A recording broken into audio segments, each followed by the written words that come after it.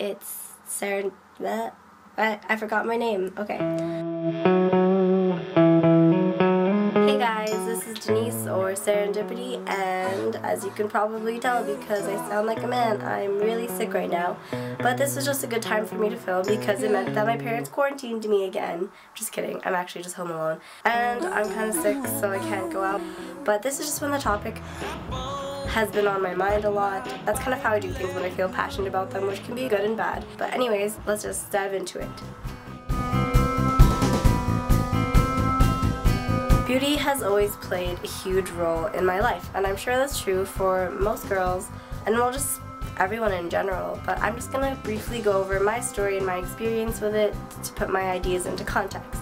So, growing up, I was never considered a pretty girl, and I'm sure not a lot of people think that about themselves in the first place, because if you look at it statistically, most people have a low self-esteem, which is really sad.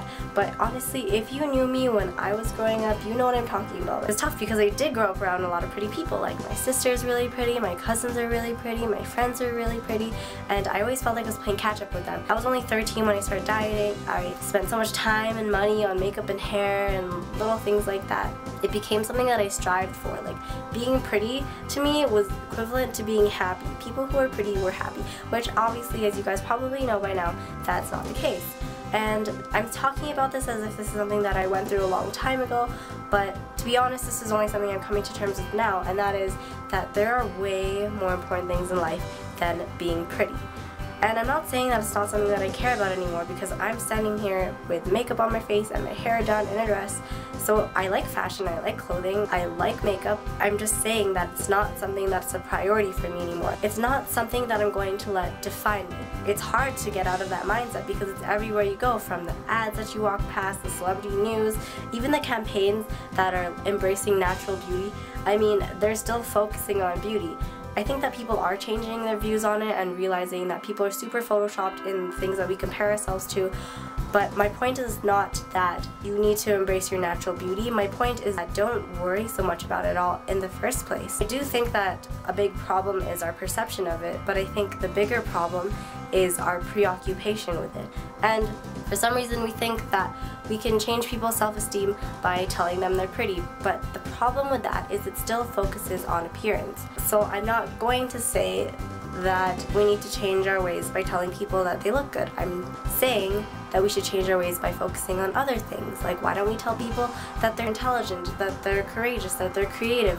Why is beautiful up there on that list? Like, when you think of somebody and you think of their qualities, why is their appearance so high up there? It shouldn't be, because the way somebody looks does not equal who they are as a person, and it shouldn't.